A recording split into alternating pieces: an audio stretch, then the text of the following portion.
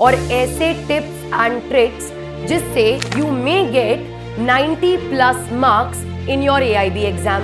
एक चीज प्रेडिक्टेबल है, for sure the exam is not going to be easy, कि सिर्फ इंडेक्स में से नहीं, बैराकी लैंग्वेज में से भी क्वेश्चन आ सकता है। Hello everyone, so as you all know, आपके AIB एग्जाम की डेट बहुत पास है, इसीलिए इस वीडियो में हम डिस्कस करने वाले हैं last minute strategy for AIB exam और ऐसे टिप्स एंड ट्रिक्स जिससे you may get 90+ marks in your AIB exam. अब AIB एग्जाम को लेके मेरे पास कितनी सारी क्वेरीज आ रही हैं कि मैम इस बार भी क्या एग्जाम उतना ही डिफिकल्ट आएगा जितना AIB 20 आया था। कई स्टूडेंट्स है जो बोल रहे हैं मैम क्योंकि 20 का एग्जाम डिफिकल्ट आया था तो 21 वाला इजी आएगा। फर्स्टली, आप इन परसेप्शंस के अंडर या मिसकंसेप्शंस के अंडर नहीं रह सकते, because it is not predictable. But yes, एक चीज प्रेडिक्टेबल है, for sure the exam is not going to be easy. The reason is bar council को कई बार इस तरीके के सजेशंस दिए गए हैं दैट क्वालिटी प्रोफेशनल्स चाहिए। For that purpose last few years में AIB का जो पैटर्न है उसको नॉट चेंज बट उसका लेवल बढ़ा दिया गया। उसका लेवल बढ़ाया ही इसीलिए गया because quality professionals are required and बहुत बार सजेशन AIB के लिए बार काउंसिल को दिया गया, इसीलिए उसी चीज को मेंटेन करते हुए इतना तो कह सकते हैं कि पेपर इजी नहीं आएगा। और इसी रीजन से हमें लास्ट मिनट टिप्स और ट्रिक्स की जरूरत है सो दैट हम अपने एग्जाम को एस कर पाएं and that too in the first attempt itself. अब आज के वीडियो में हम कुछ टिप्स और ट्रिक्स की बात करेंगे रिगार्डिंग योर एग्जाम, बट उसके पहले मैं आपको एक बाइफिकेशन बताऊंगी एज टू किस टाइप के क्वेश्चंस आपके एग्जाम में आ सकते हैं सो दैट आप उन एग्जाम्स क्वेश्चंस के अकॉर्डिंग अपनी प्रिपरेशन कर सको।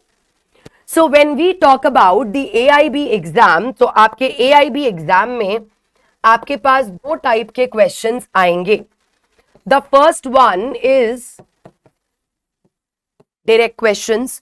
अब अगर आप प्रीवियस ईयर क्वेश्चन पेपर देखोगे तो वहां पे आपको देखने को मिलेगा there were around 30 to 40 direct questions. Direct का मतलब है जहां पे सीधे सीधे सेक्शन बेस्ड क्वेश्चन पूछा गया है that for example plea bargaining is given under which chapter, trial by sessions court is given under which chapter, और कौन से सेक्शन में अरेस्ट विदाउट वारंट दिया गया है, etcetera. So basically direct questions आने के चांसेस ऑफ कोर्स हैं, क्योंकि अगर आप ट्रेंड देखोगे पिछले साल का पेपर इतना डिफिकल्ट था but still around 30 to 40 questions were direct. But remaining questions are conceptual.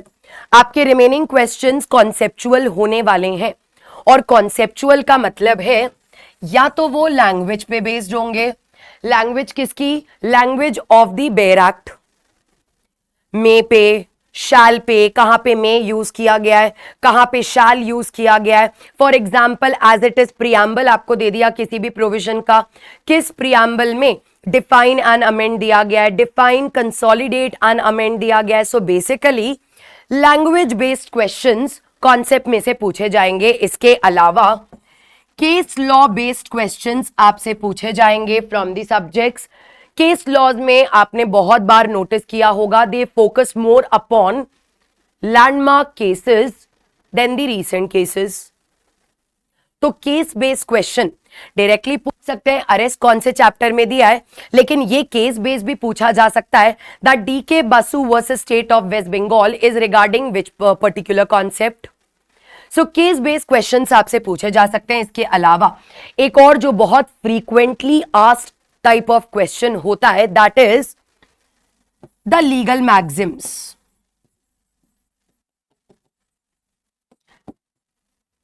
तो लीगल मैक्सिम्स आपको दिया जा सकता है like ubi jus ibi remedium, it means 4 options दे दिए गए। All right, so basically legal maxims पे क्वेश्चन दिए जा सकते हैं like nudum pactum ex quo non और इंटरैक्शियो। तो आपको लीगल मैक्सिम्स पे based, case law based, language of the section based questions दिए जाएंगे या फिर आपके क्वेश्चंस आएंगे डायरेक्ट सेक्शन बेस्ड। अब देखो, अब चाहे डायरेक्ट क्वेश्चन आए चाहे कॉन्सेप्चुअल क्वेश्चन आए, दोनों सिचुएशन में one thing is for sure कि हमारे पास we have the bare acts. चाहे डायरेक्ट क्वेश्चन है चाहे इनडायरेक्ट क्वेश्चन है, बेयर एक्ट हमारे पास है। बट वन मोर थिंग, सबसे इंपॉर्टेंट टिप और ट्रिक आपके एआईबी के एग्जाम के लिए होता है, do not rely completely upon the bare act. क्योंकि कई स्टूडेंट्स हैं, मैंने कई लोगों से बात की जो एक्चुअली केयरफ्री है, वो इस चीज पे रिलाई करके बैठे हैं कि बेयर एक्ट तो लेकर ही जा रहे हैं ना, देख लेंगे। बट ट्रस्ट मी, तब आपके पास टाइम नहीं होता है कि आप इतनी सारी बेयर एक्ट्स को गो थ्रू करो। प्लस अगर क्वेश्चन डायरेक्ट होगा तब तो बहुत इजीली आप सेक्शन नंबर में से आंसर मार्क कर दोगे। But what if the question is conceptual?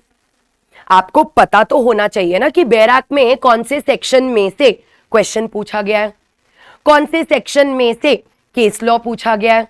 So for that purpose one thing is for sure, हम कंप्लीटली बेयर एक्ट्स पे रिलाई नहीं कर सकते। एंड इसी रीजन से आज जो स्ट्रैटेजी हम डिस्कस करने वाले हैं वो दो पार्ट्स में हम डिस्कस करेंगे। बिकॉज जनरली किसी भी एग्जाम की स्ट्रैटेजी होती है कि एग्जाम के पहले हमें क्या पढ़ना है क्या नहीं पढ़ना है, etcetera etcetera. But when we talk about AIB exam, तो एआईबी एग्जाम में जितनी इंपॉर्टेंट एग्जाम से पहले की स्ट्रैटेजी है उतनी ही इंपॉर्टेंट ड्यूरिंग द एग्जाम वाली स्ट्रैटेजी भी है कि कब हमें बेयर एक्ट्स को ओपन करना है एग्जाम में, कौन सी बेयर एक्ट को हमें ओपन करना है, कौन सी बेयर एक्ट हमें कैरी करनी है, एटसेट्रा। सबसे पहले बात करेंगे आपकी प्रिपरेशन जो आपको एग्जाम से पहले करनी है। अब एज वी ऑल नो बहुत कम दिन बचे हैं, सो हमारा जो फोकस होगा इन लास्ट फ्यू डेज पे वो होगा upon the PYQs. So what I would suggest is previous 5 years के पीवाईक्यूज जो आपको बहुत इजीली वेबसाइट पे मिल जाएंगे। प्रीवियस 5 years के पीवाईक्यूज आप निकालो। अगर आप ऑलरेडी पीवाईक्यूज को सॉल्व कर चुके हो तो भी अब लास्ट मिनट पे जो 5 साल के पीवाईक्यूज आप सॉल्व कर चुके हो उनको रिवाइज करो। और रिवाइज करने का मतलब है जब आप पीवाईक्यू को सॉल्व कर रहे हो उसके साथ साथ में अपनी बेयर एक्ट्स रखो, क्योंकि तब आपको एग्जैक्टली पता लगेगा कि इस क्वेश्चन में बेयर एक्ट के किस कॉर्नर से क्वेश्चन पूछा गया है। दैट मींस वहां पे अगर आप बेयर एक्ट को रेफर कर रहे हो आपको एग्जैक्टली पता होगा कि सिर्फ इंडेक्स में से नहीं, बेयर एक्ट की लैंग्वेज में से भी क्वेश्चन आ सकता है। सिर्फ इंडेक्स में, हम इंडेक्स में ढूंढते चले गए सेक्शन कहां है सेक्शन कहां है, बट एक्चुअली क्वेश्चन सेक्शन के इलस्ट्रेशन में से था।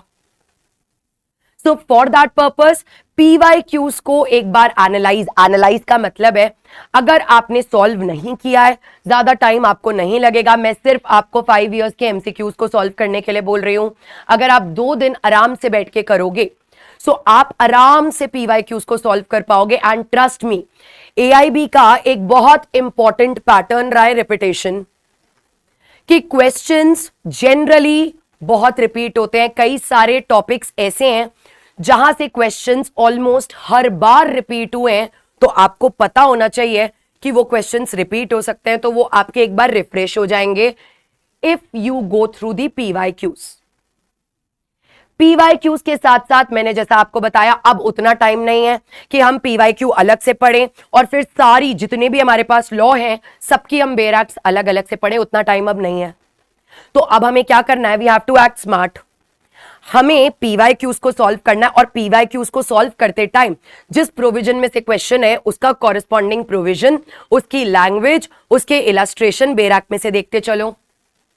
क्योंकि ओपन बुक टेस्ट है, आपको प्रोविजंस की लैंग्वेज को एज इट इज लर्न नहीं करना है, बट एटलीस्ट हमें इतना पता होना चाहिए कि अगर कोई क्वेश्चन आया है सो उसके लिए हमें बेयर एक्ट में एक्चुअली ढूंढना कहां पे है। और उसके लिए अगर आप पीवाईक्यूज के साथ साथ साइमल्टेनियसली बेयर एक्ट को रेफर करोगे तो आपको एग्जैक्टली पता लगेगा from what corners of the bare act the questions has been asked. So सबसे पहली चीज जो हमें करनी है, पीवाईक्यूज को रेफर करो, उसके साथ साथ में बैराक को रेफर करो, अंडरस्टैंड करो कि कौन से टॉपिक्स में से क्वेश्चंस रिपीट हुए हैं, कहां से सेक्शन बेस्ड क्वेश्चन ज्यादा पूछे गए हैं, कहां से मे शाल, क्योंकि बार बार अगर पीवाईक्यूज में कोई एक चीज रिपीट हो रही है वो वैसे भी याद हो जाएगी। उसके साथ पीवाईक्यूज और बैराक को रेफर करने के साथ साथ आपको क्या करना है, पीवाईक्यूज सॉल्व करते करते जितने भी केस लॉ बेस्ड क्वेश्चंस हैं उन केस लॉज की एक लिस्ट बना लो, अपनी खुद की glossary regarding the cases. Case का नेम, प्रिंसिपल क्या हेल्ड हुआ है, for example Satyabrata Ghose versus Mugneeram Bangur dash frustration of contract, Hyde versus Wrench dash proposal, DK Basu versus state of West Bengal dash arrest. इस तरीके से अपनी खुद की एक लिस्ट बना लो और वो लिस्ट के लिए भी आपको अलग से मेहनत नहीं करनी है, सब पीवाईक्यूज में मिल जाएगा। अब देखो काम एक ही करना है, पीवाईक्यू एनालिसिस, उसको बैराक के साथ रेफर करोगे तो बैराक की लैंग्वेज को गो थ्रू कर पाओगे, उसी के साथ साथ साइमल्टेनियसली केस लॉ की लिस्ट बनाते जाओ, जैसे जैसे केस बेस्ड क्वेश्चन आए केस की लिस्ट बनाते जाओ तो आपकी केसेस की लिस्ट तैयार हो जाएगी। लेकिन उस लिस्ट को एग्जाम में लेके नहीं जाना है, because that is not allowed. तो वो लिस्ट आपके सिर्फ और सिर्फ रिवीजन पर्पस के लिए है, ताकि एग्जाम से एक रात पहले बैठ के आप अपनी खुद की लिस्ट को, जहां पे आपके केस लॉज लिखे हैं, उसको गो थ्रू करोगे तो आपके 85 to 90% केसेस वैसे ही तैयार हो जाएंगे। अब आपने पीवाईक्यू सॉल्व कर लिए, आपने बैराक को साथ साथ में रेफर कर लिया, आपने केसेस को सॉल्व कर लिया, साथ साथ में पीवाईक्यूज के साथ आप कोई मैग्जिम्स या कोई भी आप मैग्जिम्स की लिस्ट इवन ऑनलाइन भी निकाल सकते हो। सम इंपॉर्टेंट मैग्जिम्स, देखो ज्यादा बहुत ही ज्यादा अनयूजुअल मैग्जिम्स यहां से नहीं पूछी जाती हैं।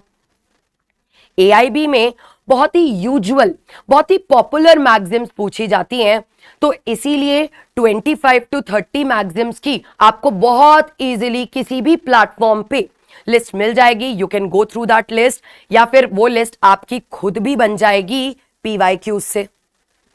तो आपके केसेस हो गए, डायरेक्ट क्वेश्चंस हो गए, मैग्जिम्स हो गई, लैंग्वेज आप बैराक को साथ साथ में रेफर कर रहे हो। सो इससे what you will know, you will actually know कि आपको अगर कोई क्वेश्चन का आंसर ढूंढना है तो कहां ढूंढना है। वरना आधे से ज्यादा लोग एग्जाम में बुक्स पे रिलाय होके जाते हैं, एंड एग्जाम के टाइम पे इतना टाइम ही नहीं है कि आप हर एक पेज को फ्लिप करके देख सको, and then what they do, they actually end up being clueless. पूरे एग्जाम में हम पेपर्स ही फ्लिप करते रह जाएंगे, हमें पता ही नहीं है ढूंढना कहां है। इसके लिए सबसे बेस्ट चीज है बैराक plus PYQ, that is the strategy, last minute tip जो आपको अब जितने दिन बचे हैं उसमें फॉलो करनी है। अब बात करते हैं एग्जाम के ड्यूरिंग क्या करना है। यहां पे एग्जाम के दौरान वाली जो स्ट्रैटेजी है ना, वो बहुत इंपॉर्टेंट है। वो क्यों इंपॉर्टेंट है? क्योंकि जिसको समझ आ गया कि वो जो 3 घंटे का टाइम है उसको कैसे यूज करना है, 3 के 3 घंटे अगर हम बैराक्स को ही ढूंढने में लगा देंगे तो हो सकता है हमारे क्वेश्चंस अनअटेम्प्टेड रह जाएं। इसी रीजन से हमें अपने उस 3 घंटे के टाइम को बहुत ही वाइजली डिस्ट्रीब्यूट करना है, एंड हमें अपना एनालिसिस, अपनी स्ट्रैटेजी बना के जानी है कि किस तरीके से हमें उस टाइम को डिवाइड करके बेस्ट पॉसिबल यूटिलाइजेशन करना है। और उसकी एक स्ट्रैटेजी मैं आपको बताऊंगी, आप उसको अपने अकॉर्डिंग मॉडिफाई कर सकते हो, बट अगर आप मेरी स्ट्रैटेजी को फॉलो करोगे 110% आपको एग्जाम में टाइम को लेके कोई प्रॉब्लम नहीं आएगी। अब देखो आप क्या करोगे, स्टार्टिंग के 45 मिनट्स, जब आपका पेपर स्टार्ट होगा, फर्स्ट 45 मिनट्स आप क्या करोगे, फर्स्ट 45 मिनट्स में आप अपने फर्स्ट राउंड ऑफ क्वेश्चंस को सॉल्व करोगे। और फर्स्ट राउंड ऑफ क्वेश्चंस का मतलब है वो क्वेश्चंस जो या तो डायरेक्ट है, जिसमें आप बहुत इजीली सिर्फ इंडेक्स के थ्रू जिनका आंसर बैराक में से देख के टिक मार्क कर सकते हो डायरेक्ट, या फिर वो क्वेश्चंस जो भले ही कॉन्सेप्चुअल हैं बट आपको आते हैं, जिनके बारे में आप श्योर हो। तो पहले 45 मिनट में, फर्स्ट 45 मिनट्स में श्योर शॉर्ट जो आपके आंसर्स हैं, जो या तो डायरेक्ट हैं या फिर वो कॉन्सेप्चुअल है बट आपको आते हैं, आप उनको मार्क कर लो। एंड मार्क कैसे करना है, आप अपने क्वेश्चन पेपर में पहले मार्क करो, उसके बाद अपनी OMR को फिल करो, वरना OMR में कई बार हम पहले फिल कर देते हैं और गलती हो जाती है, व्हाइटनर भी यूज नहीं कर सकते। बट अगेन पहले 10 क्वेश्चंस आप अपने क्वेश्चन पेपर में मार्क करो, फिर उन 10 को पहले OMR में भर दो, फिर 10 क्वेश्चन और सॉल्व करो, फिर उन 10 को फिल कर दो। इस तरीके से आप कर सकते हो।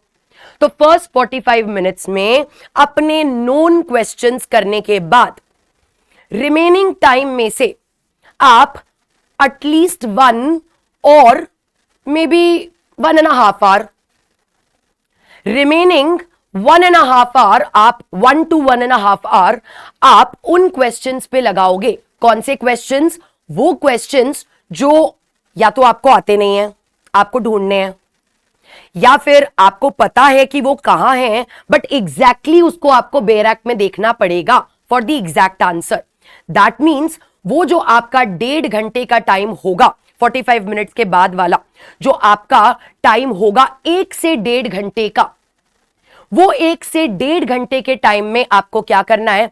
आपको बेरैक सर्च करना है। आप अपने बेरैक्स को देखो, अपने बेरैक्स में आपको जहां लग रहा है कि क्वेश्चन का आंसर हो सकता है उसको उसमें सर्च करो एंड कीप ऑन मार्किंग।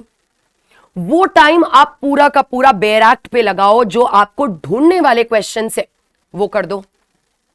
अब वो आपने कर दिए, उसके बाद भी आपके पास कुछ मिनट्स बचेंगे। वो जो लास्ट के 10 to 15 मिनट्स हैं वो आपके होंगे किसके? वो होंगे तुक्कों वाले। क्यों? क्योंकि हमें कुछ भी करके पेपर अटेम्प्ट करके आना है पूरा का पूरा। अब लास्ट के टाइम पे जो क्वेश्चंस रह गए हैं, जो ना तो आपके फर्स्ट लॉट में हुए, ना आपको उसका आंसर बेरैक में मिला, उसमें फिर अगर आपको कुछ, if you want to go with the flukes, अगर आपको तुक्के लगाने हैं तो आप लगा सकते हो, बट ट्राई करो कि क्वेश्चन पूरे सॉल्व करके आओ, क्योंकि जितना ज्यादा आप क्वेश्चन सॉल्व करोगे उतने ही ज्यादा स्कोर आने की प्रोबेबिलिटी होती है। अगर मैं पेपर ही नहीं करके आई हूं तो ऑफ कोर्स मेरी मार्किंग ही उतने में से होगी, प्रोबेबिलिटी और कम हो जाएगी।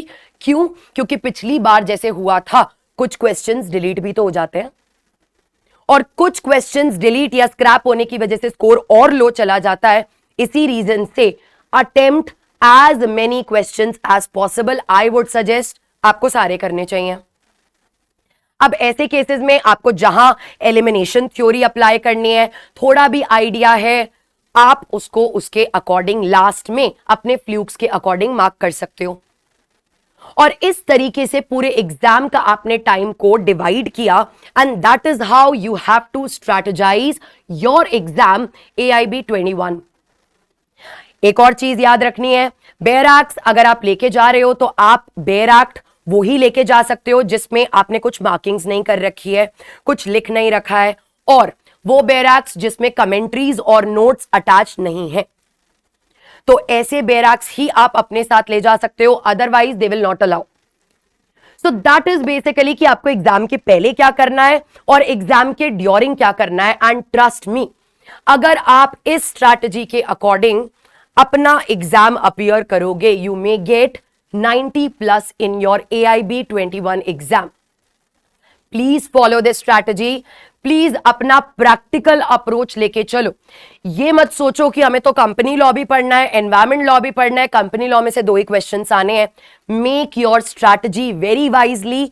जब भी हम इस तरीके के कट ऑफ बेस्ड एग्जाम्स के लिए प्रिपेयर करते हैं, हार्ड वर्क से ज्यादा स्मार्ट वर्क की जरूरत होती है। So please understand that and prepare accordingly. I wish you all the best for your examination. God bless you. Thank you so much.